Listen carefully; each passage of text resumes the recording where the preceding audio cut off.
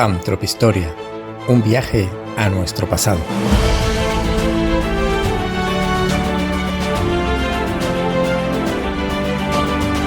Con José Antonio Cabezas, Rosa María Huertas y José Antonio Cabezas Jr.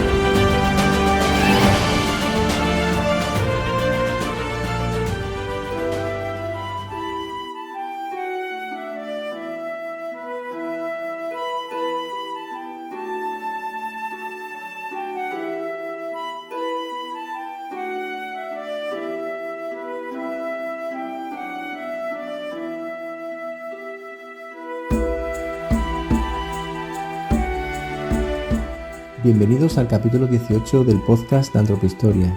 Hoy vamos a hablar de Midas, un rey que se hizo muy conocido sobre todo por su avaricia. Vamos a ver si José lo conoce.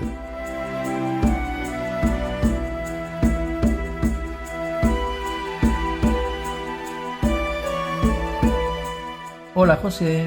Hola. Hoy vamos a hablar de Midas, un rey de Frigia, una región de Asia Menor. ¿Sabes por qué fue tan conocido este antiguo monarca?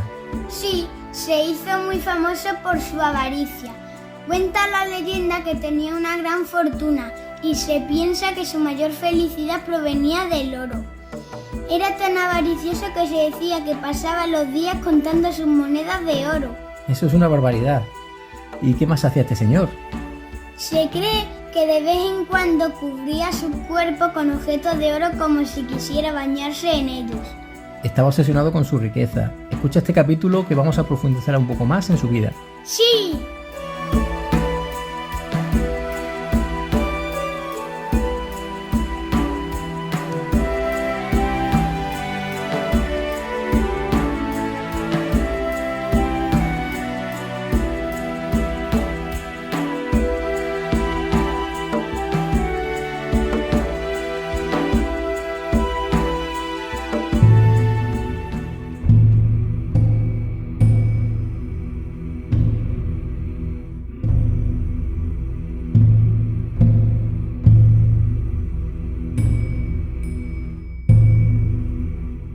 Este capítulo lo vamos a iniciar haciéndonos una pregunta.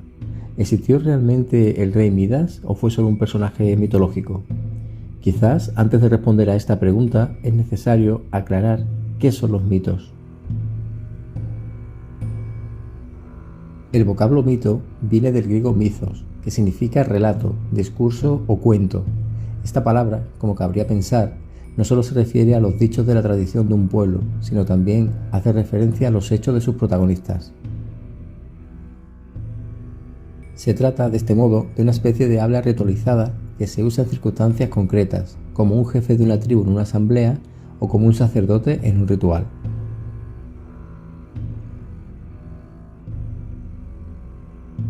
Los mitos son relatos que nacen de la tradición de los pueblos y que, por regla general, hacen referencia a los acontecimientos prodigiosos que se realizan en una época indeterminada.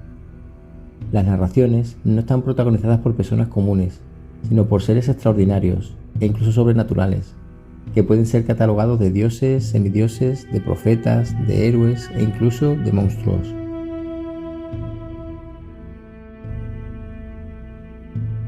Los mitos forman parte de los sistemas de creencias y de las tradiciones de los distintos pueblos. Suelen tener un carácter fantástico y se refieren a las distintas dimensiones que abarcan la propia vida. Son, pues, narraciones fundamentales que pueden dar respuesta a los distintos interrogantes existentes en la vida. Por lo tanto, los mitos pertenecen al orden de las creencias de los pueblos y por eso mismo se sienten como si fueran verdaderos. Entonces, en este caso concreto, Midas, el rey de Frigia, ¿fue solo un personaje protagonista de uno de los mitos más conocidos de la antigüedad? ¿O por el contrario, se trató de un individuo totalmente real?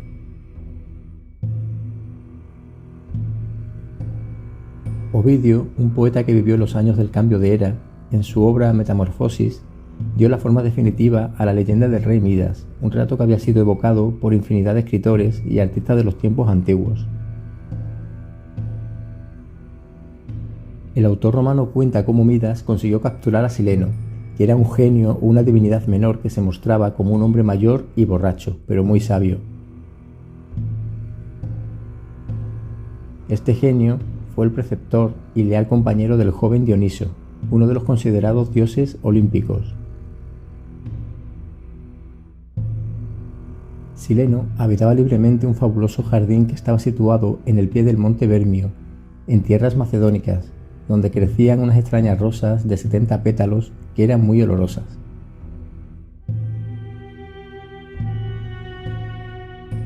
El rey frigio, que estaba ansioso por aprender de este genio, lo capturó echando vino en una fuente de la que éste solía beber. Cuando cayó dormido por la embriaguez, los sirvientes de Midas lo agarraron y lo llevaron ante su señor, quien lo hizo prisionero. En relación con este mito, existían una serie de manantiales en varios lugares de Asia Menor que eran conocidos como Fuente de Midas. En estas fuentes, según las tradiciones de los lugareños, se situaba el lugar en el que el monarca frigio había apresado a Sileno. Sin embargo, se conocen otras versiones según las cuales los pastores de Midas sorprendieron al genio mientras éste dormía en el jardín real. Aprovecharon su sueño para atraparlo y llevarlo ante el soberano. Cuando se encontró delante de Midas, como por encanto, las cuerdas que lo apresaban se soltaron. Las fiestas alegres con las que se celebraron la llegada de Sileno duraron 10 días. El genio, desde entonces, sin mostrar enfado alguno, se encargó de instruir al monarca sobre temas relacionados con la naturaleza y el pasado.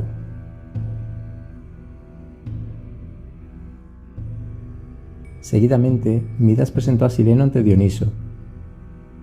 El dios, encantado de recuperar a su viejo ayo y muy agradecido por lo bien que lo habían tratado, decidió concederle a Midas una facultad que él mismo eligiera, asegurándole que su deseo sería concedido. Midas pidió tener el don de convertir en oro todo aquello que con su cuerpo tocase. Así fue, el rey pudo comprobar pronto la efectividad de la promesa, ya que todo lo que tocaba pasaba a ser de áureo metal. De forma sucesiva, comenzó a convertir en oro una rama de encina, una roca, un terrón de suelo, algunas espigas de cereal, las partes de una puerta, una pieza de fruta e incluso el agua que se escurría entre los dedos de su mano. Pero pronto se percató de que su nueva virtud no era del todo buena. Cuando se dispuso a comer o a beber algo, pronto se dio cuenta que el simple roce de sus dientes con la comida hacía que una lámina de oro cubriera los exquisitos manjares que se disponía a degustar, y que el simple contacto de los líquidos con su lengua producía el chorreo del metal áureo fundido por su boca. Al darse cuenta de la situación, de la dorada felicidad pronto pasó a la estupefacción y a la desdicha.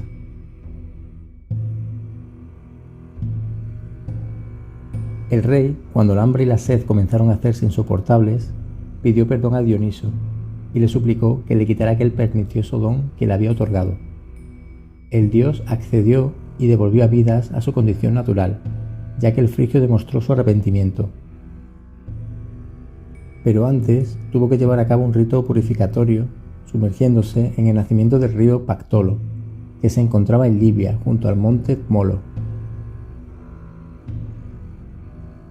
Así quedó resuelto el problema, y el rey se desprendió del conocido como toque de Midas, aunque desde entonces sería este río el que arrastrase pepitas de oro en su corriente.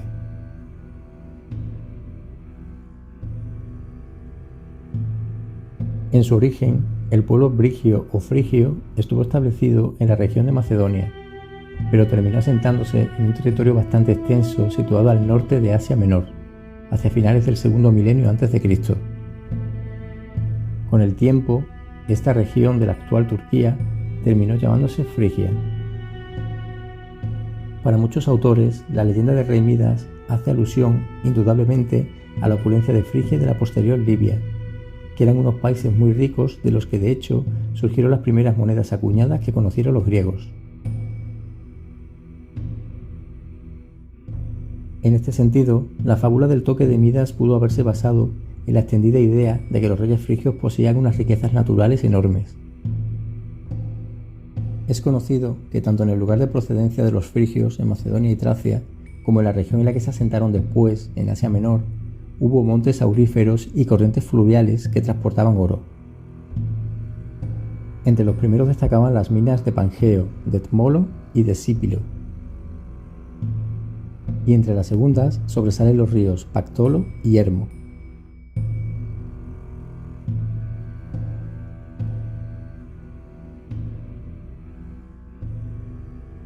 La leyenda de Sileno fue traída precisamente por estos frigios hasta Asia Menor.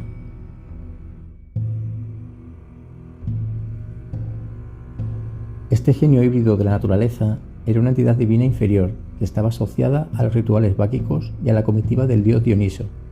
Sin embargo, en la actualidad se sabe que el rey Midas, el protagonista de este mito, existió realmente y que fue el hijo de Gordio, uno de los monarcas primitivos de Frigia.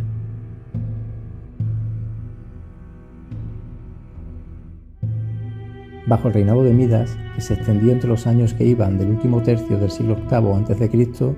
hasta los inicios del siglo VII a.C., el pueblo frigio alcanzó su máximo esplendor.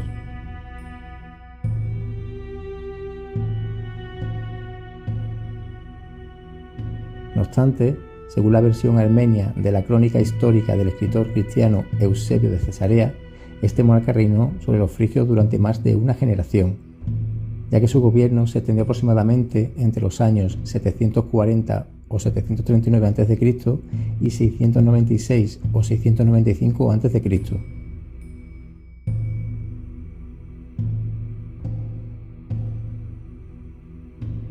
Esta cronología ha podido ser confirmada por algunas fuentes orientales, en las que se han podido documentar la existencia de un rey que se llamaba Mitá.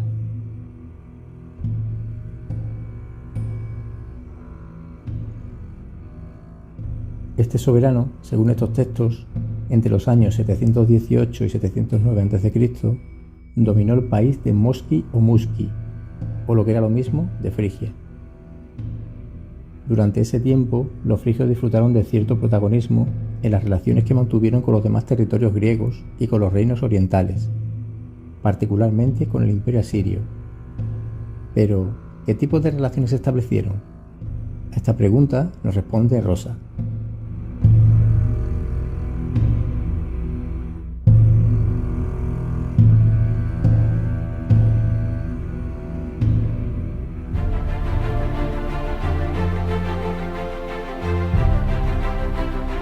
Si te está gustando nuestro podcast, suscríbete a nuestro canal y dale a la campanita para que no te pierdas ningún capítulo.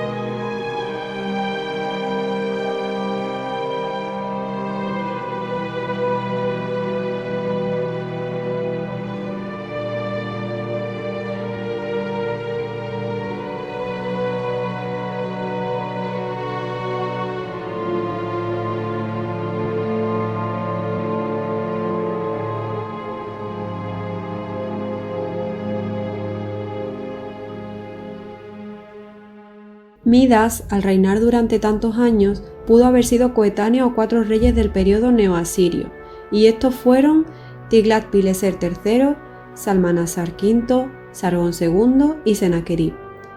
Aunque se sabe que casi 4 siglos antes, en tiempos del monarca asirio Tiglat-Pileser I, el pueblo de los Mosqui había intentado invadir una parte del territorio del imperio asirio, y que llegó incluso a amenazar seriamente la frontera occidental del mismo. No fue hasta los tiempos de Sargón II cuando supusieron un problema algo mayor. Según la información que se conserva, por ejemplo, en los anales de Sargón II, en los que se recogen datos sobre las campañas asirias, en el año 717 a.C., Midas pactó con el rey luvita de Carquemis, que era uno de los vasallos de Sargón II, para iniciar unas hostilidades contra Asiria. Igualmente, también se conoce que el monarca frigio intrigó contra el asirio, urdiendo algunos planes contrarios a los intereses de este último.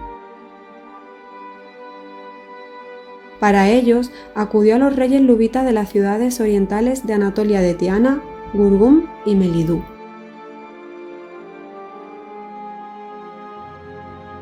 Midas, entre otras maniobras, intentó sin mucho éxito asentarse en Cilicia, que en aquellos tiempos era la designación que se le daba a la zona costera meridional de la península de Anatolia. Posteriormente, estableciendo acuerdos comunes con los soberanos de Armenia, se encargó de promover ciertos levantamientos populares que comenzaron a estallar en Capadocia. A Sargón no le quedó más remedio que erigir fortificaciones para defenderse de los frigios y de los armenios. El reino de Midas, por aquel entonces, llegó a conseguir su expansión máxima, ya que se extendió desde el río Alis en su curso superior hasta la frontera de Cilicia, por la parte meridional. Sin embargo, la situación cambió cuando el rey frigio se sintió amenazado por las fuerzas nómadas de los cimerios y asimismo desatendió las propuestas que su vecino reino de Urartu le hizo. Midas se puso bajo la protección de Asiria y entre los años 710 y 709 a.C., por medio del gobernador asirio de Cilicia, estableció un tratado de paz con Sargón II, enviándole una serie de regalos, como marcaba la tradición. Así, el rey frigio se comprometió a entregar un tributo anual al asirio.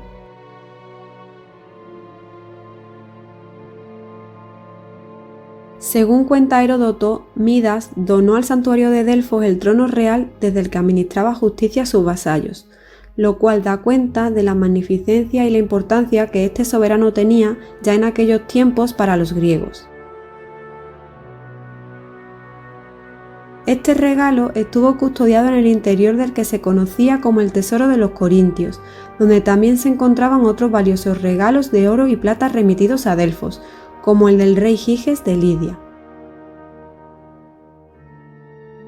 Mucho tiempo después, sobre mediados del siglo V a.C., según cuenta Heródoto, el trono todavía permanecía en el tesoro, si bien está claro que no se trataba del sillón real verdadero, sino de una ofrenda típica que la diplomacia oriental tenía por costumbre hacer a los dioses. En este sentido, en los templos de la antigua Frigia se representaban también de forma habitual tronos vacíos que tenían la función de exvotos.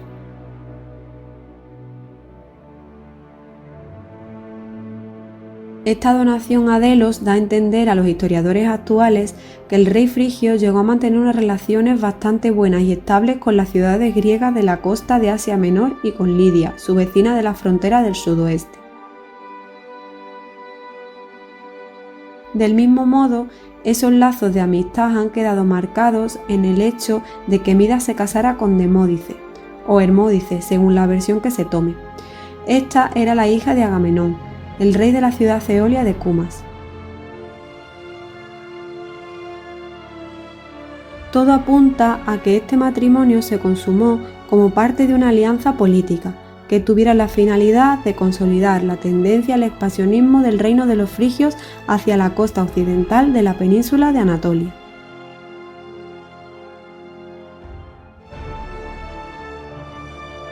Según algunas fuentes antiguas, el final del rey Midas vendría tras la invasión de su reino por parte de los cimerios, un pueblo nómada procedente de la zona del sur de la actual Rusia, ya que el frigio decidió darse muerte ingiriendo un veneno antes que morir supuestamente de una forma más deshonrosa. Es posible que su tumba se construyera cerca de Gordión, en el denominado Montículo de Midas. En la década de 1950, en el interior de esta tumba, que estaba ricamente ornamentada, los arqueólogos encontraron un ataúd de madera y numerosos muebles funerarios. Según la tradición, fue en Gordión también donde Alejandro Magno, en los inicios de su ofensiva contra el imperio de los persas, se detuvo para cortar el famoso nudo gordiano. Esta atadura era la que hacía el carro del rey Midas, que había perdurado en ese lugar como un emblema de poder y de la mítica riqueza de aquel soberano de Frigia.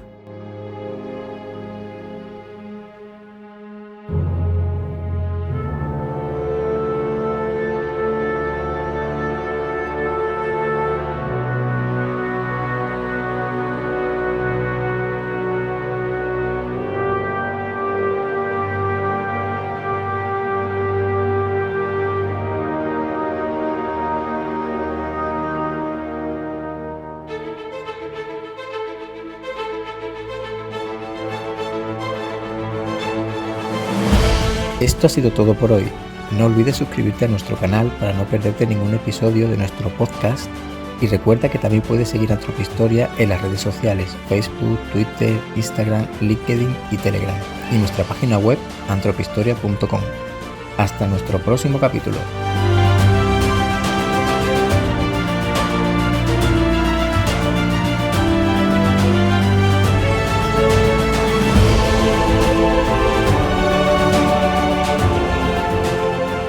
José, después de escuchar este capítulo, ¿piensas que el dinero da la felicidad? Puede ayudar un poco, pero hay cosas más importantes como la amistad, el amor, la generosidad. ¿Ya has escuchado? Midas era un señor que deseaba que todo lo que tocara se convirtiera en oro y al final se terminó convirtiendo en esclavo de sus deseos. Hay que tener cuidado con lo que se desea. Es mejor pensar antes en las consecuencias que ese deseo puede tener. Eso es.